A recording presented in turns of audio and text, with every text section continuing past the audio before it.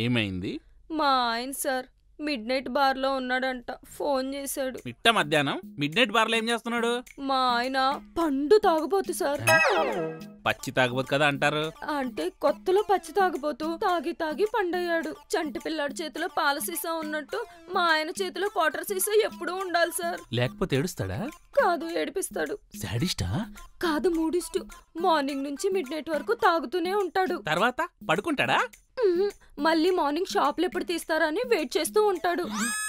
వేలకు వేలు బార్లలో బిల్లులు కట్టాలంటే ఎలా సార్? ఇప్పుడు మీరున్నారు సార్, పాత కంపెనీలో మానేసి మా కంపెనీలోనే ఎందుకు జాయిన్ అవుతున్నావు అని అడుగుతారు సార్. అవును, ఎందుకు జాయిన్ అవుతున్నావు? వాళ్ళిచ్చే 50,000 ఎక్కడ సరిపోతాయి సార్? మినిమం 70,000 ఉండాలి. 70,000 లేదంటే మా ఆయన డైలీ బీటింగ్ సార్. కొడతాడా? తాగి పడతాడు, లేచి కొడతాడు. అయ్యో. ఇప్పుడు మీరు 70,000 ఇస్తారు, ఓకే, కానీ మా కంపెనీయే ఎందుకు అని మీరు అడగొచ్చు. అవును, వై మై కంపెనీ? ఇక్కడ అటుకుల హరిశ్చంద్ర ప్రసాద్ అని ఒక దేవుడు ఉన్నాడంట సార్. ఆడపిల్ల కన్నీళ్లు పెట్టుకుంటే కర్చీఫ్తో కళ్ళు తుడిచి మరీ జాబ్ ఇస్తాడంట సార్. గుడి లేని ఆ దేవుడి గురించి చెవులతో వినటమే గాని కళ్ళతో చూసింది లేదు సార్. అటుకుల హరిశ్చంద్ర ప్రసాద్ నేనే.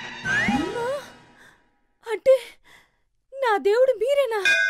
ఇంతసేపు నేను నా దేవుడితోనే మాట్లాడింది. చాలు, ఇంకా నాకు జాబ్ రాకపోయినా పర్వాలేదు, నా దేవుణ్ణి నేను చూశాను. ఈ ఆనందంలో మా ఆయన 4 దెబ్బలు ఎక్కువ కొట్టినా పర్వాలేదు. ఇంకా మీ ఆయన నేను కొట్టాడు. ఎందుకు? ఎందుకంటే ఈ జాబ్ నీదే కాబట్టి. బావని అడ్డం పెట్టుకుని జాబ్ కొట్టిందని తెలిస్తే నిజంగానే తాగుబోతు అయిపోతాడేమో. జాబ్ ఎలా వచ్చిందని అడుగుతుంటే భూత వైద్యురాలా గాల్లో చూసి మాట్లాడుకుంటావేంటి? అది నాకేం తెలుసు, అక్కని అడుగు. ఏంటే నన్ను అడగమంటున్నావు? నా గురించి నీకు మొత్తం తెలుసు కదా, నువ్వే చెప్పే.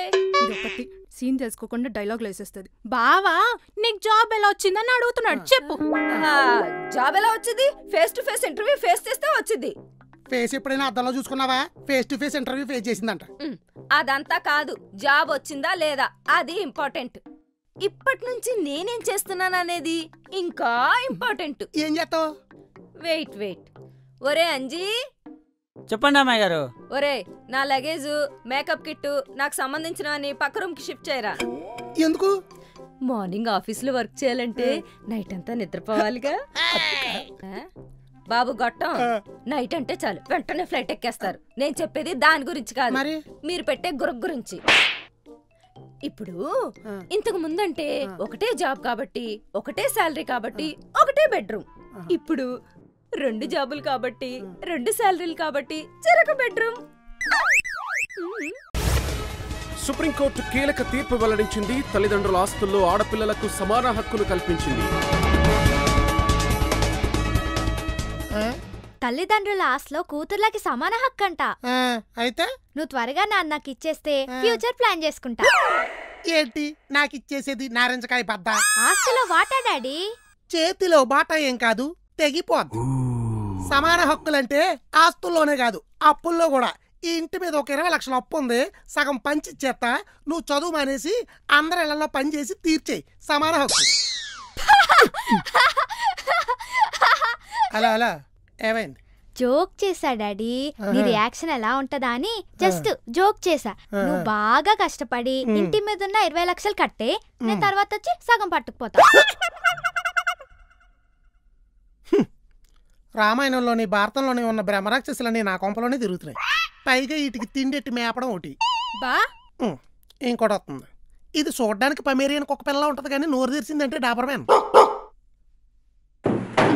బా నేను ఒక నెంబర్ చెప్తా, డైల్ చేసుకో బా. ఏడు. నువ్వు ముందేడు. ఏటే? అది 77 7 77 99. డాడీ 2.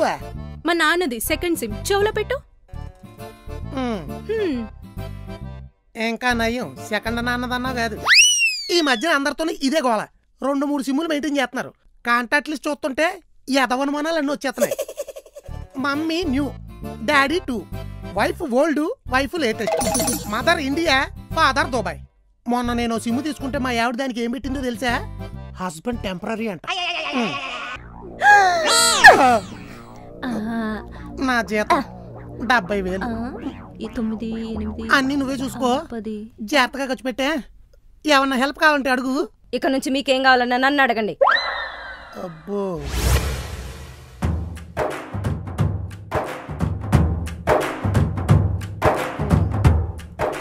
ఏమే ఓ 25,000 ఎందుక? ఈ ఇల్లు అవి మీ బాబు ఇచ్చింది కాదు. మరి మీ బాబు ఇచ్చిందా? లోన్ లో బ్యాంక్ వాళ్ళు ఇచ్చింది. ఇన్స్టాల్మెంట్ కట్టకపోతే ఈడ్చేస్తారు బయటికి. నెలకి 70,000 సంపాదిస్తూ చీప్ గా మాట్లాడడానికి చిరగ్గా లేదా? ఉండే సౌజీ క్యాచ్. బెడ్రూమ్ లో కార్నర్ ఉంది, కార్నర్ లో కబోర్డ్ ఉంది, కబోర్డ్ లో క్యాష్ ఉంది. ఓ 25,000 తెచ్చి మీ బావకి. అక్క దిండు పెట్టుకో అక్క, కంఫర్ట్ గా ఉంటది. ఇప్పటి నుండి నీకేం కావాలన్నా అక్క ఆర్డర్ వేయాలి, నేను అమలు చేయాలి.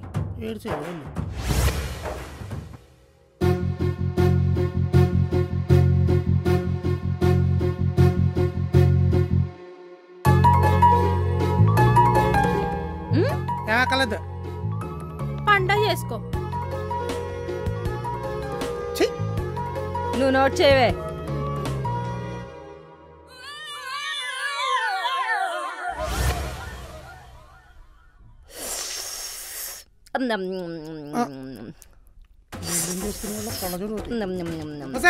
కారు అమ్మాయి కట్టాలి 15,000.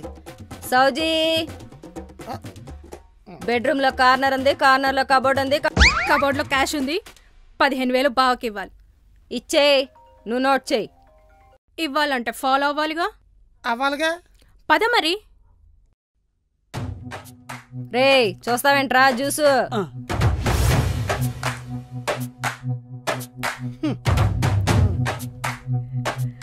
మనవి కాని డబ్బులు మనం మెయింటైన్ చేస్తే ఉంటది బా. ఉంటది. తీసుకో, వెళ్ళి పని చూసుకో. నువ్వు చూసుకో, కింద పట్టి ఫ్లోర్ పగిలింది. అది ఆ లెఫ్ట్ కేవే. నువ్వు ఆ రెడ్డి చెర్రీ జరపవే. ఈ కొంపలో ఉండకన్నా ధర్మసత్రంలో ఉండబెట్టు. హలో, సిరి స్కూల్ ఫీజు కట్టారా? కట్టలేదు. ఎంత? 10,000. సౌజీ బాబు గొట్టం. మెయింటెనెన్స్ అంటే ఇది, అన్ని మర్చిపోవటం కాదు. నువ్వు నోట్ చేయి. నువ్వు పదా. చింతపండు కొట్లో పనిచేసిన ఎక్స్పీరియన్స్ ఏమో. ఏదో బెల్లం పొట్టు మొహం ఇది. టేక్ ఇట్ బా. లరేట్ గుద్దిచ్చేలే నిన్ను. ఒరే ఎదవా, ఊపించాలు డీమార్ట్కి వెళ్ళాలి పద. ఓసే డీమార్ట్కి వెళ్ళాలి. Monthly 12,000 bill. 12,000 ఎందుకు? 10,000 కదా. అదేంటి ప్రతి నెల డీమార్ట్కి వెళ్ళాలి? నా దగ్గర 12,000 కదా తీసుకున్నది. 2,000 నొక్కేయాలంటే 12,000 కదా తీసుకోవాలి. ఎక్కువ యాక్టింగ్ చేయకుండా ఇచ్చేయి, లేదంటే మొత్తం ఇచ్చేయాలి. బాబు గొట్టం, కొంచెం చూసి ఖర్చు పెట్టండి. ఎదవ దుబారా మీరును. మీరు ఇలాగే కదా తిట్టేవాళ్ళు.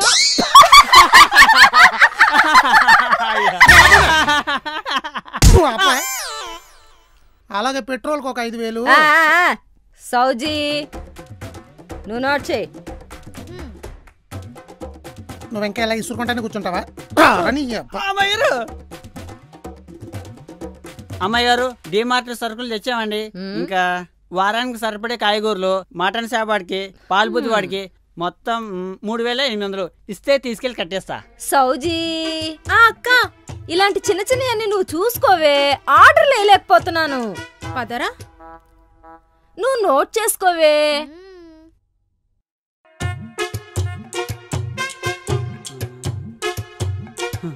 అయ్యే బాబోయ్, మీరు మామూలు కాదండి. మరేమనుకుంటున్నావురా?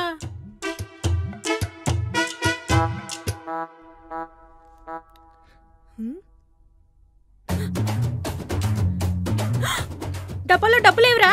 నన్ను అడుగుతారేంటి? అమ్మో, అక్కకు చెప్పాలి. అక్క, డబ్బాలో డబ్బులు లేవే. డబ్బులు లేవా? ఏంటి డబ్బులు లేవా? ఏమే కొట్టేయడం కాదు, డాడీ ఇచ్చిన 70,000 లెక్క ఎప్పుడూ అయిపోయింది. అంజిగాడి బిల్ ఎక్స్ట్రా అయిపోయిందా? ఏది? ఏంటి జీతం వచ్చి ఒక్కరోజు కూడా కాలేదు, అప్పుడే అలా అయిపోయింది? ఏంటే ఏదో అయిపోయింది అంటున్నావు? కొంపదీసి టీవీ రీఛార్జ్ గానీ అయిపోయిందా? అది ఏంటి చెప్పేస్తావా? ఒకసారి కట్టేసుకో. ఎంత మాట అన్నారు? ఇప్పుడంటే మోడీ, ఇంతకు ముందు ఇందిరా గాంధీ. ఏ చేయలేదా? ఆడవాళ్ళంటే ఆశమర్షిగా ఉందా? ఆడవాళ్ళు తొక్కేస్తారా? ఆడవాళ్ళు ఎదగలేవరా? మనకు పాలిటిక్స్ ఎందుకు లేవే? ఏం చేద్దామన్నా ముందు ట్రోల్ చేస్తున్నారు. ఇప్పుడు ఏమంటావు? జీతం మొత్తం తెచ్చి నీ చేతికి ఇవ్వాలంటావు. అంతే. నిన్నేనే ఏంటి అయిపోయింది అంటున్నా? అయిపోయిందా కాదు, సరిపోయిందా అంటున్నా. అంజుగడి బిల్లు. ఓహో, తొందరగా ఇచ్చే. ఒరే భీమలా భయంకరం ఇట్టంట కదరా. సౌజీ, ఇప్పుడు కబోర్డ్ లో కాదు, కిచెన్ లో కాకినాడ పెద్దమ్మ పెట్టిన స్టీల్ డబ్బాలో డబ్బులుంటాయి, తెచ్చి అంజుకిచ్చే. అలాగే అక్క. అలాగే అక్క అంట. హక్కు హచ్చుకుక్క అన్నావు. శాలరీ మొత్తం సింగిల్ డేలో ఎగిరిపోయింది. ఇంకా మన బ్యూటీ పార్లర్ బిల్లు, ఫోన్ రీఛార్జ్లు, సినిమాలు, షికార్లు, నెలంతా ఖర్చులు, ఇవన్నీ ఎలా కవర్ చేయాలి? అదే అర్థం కావట్లేదే. ఎదవ అట్ల కాడ మొహం వేసుకుని అర్థం కావట్లేదంటే ఏ లాభం? అసలే నీ మాటలని పెద్ద పెద్ద డైలాగులు కొట్టా. ఇప్పుడు ఈ హోలంతా మనమే పొడ్చాలి. కాదు, ఇంక ఈ నెలంతా అన్ని మూసుకొని కూర్చోవాలి. అక్క, మేకప్ లేకుండా మన మొహాలు అసలు చూసుకోలేమే బాబు. నా మొహం కొంచెం పర్వాలా, నీ మొహం అస్సలు చూడలే. ఎలా అడిగి డబ్బులు ఈ ప్లాన్ల కంటే ఆశ్రమానికి పోవటమే బెటర్. డాడీ, నీ శాలరీ ఏమో 70,000, మొత్తం మమ్మీకి ఇచ్చేసావు. ఖర్చులన్నీ క్యాల్కులేట్ చేస్తే 70,000 ఎప్పుడో దాటిపోయింది. ఇంకా ఖర్చులు మిగిలిపోయాయి. మరి నువ్వు ప్రతి నెల ఎలా మెయింటైన్ చేస్తావు డాడీ? ఎవరికి చెప్పకూడదు మరి. అడిగినా చెప్పను. ఇలా ఇవెక్కడివి? మీ అమ్మ దగ్గర నొక్కేసా. ఇప్పుడు మీ అమ్మ నా దగ్గర ఎలా నొక్కేసేదో నేను అలాగే నొక్కేసా. హౌసింగ్ లోను 25,000 అనుకుంటుంది కదా, కాదు 20,000. కారు ఈఎంఐ 15,000 అనుకుంటుంది కదా, కాదు 8,000. అమ్మ నా డాడీ. నీ స్కూల్ ఫీజులో కూడా నొక్కేసా. డీమార్ట్ లో 2,000 నొక్కేసే ఏదో పెద్ద ధూమ్ 3లో అమెరికాలో ఫీల్ అయిపోద్ది. అదే ఇప్పుడు ఈ విషయం గానీ దానికి తెలిసిందనుకో,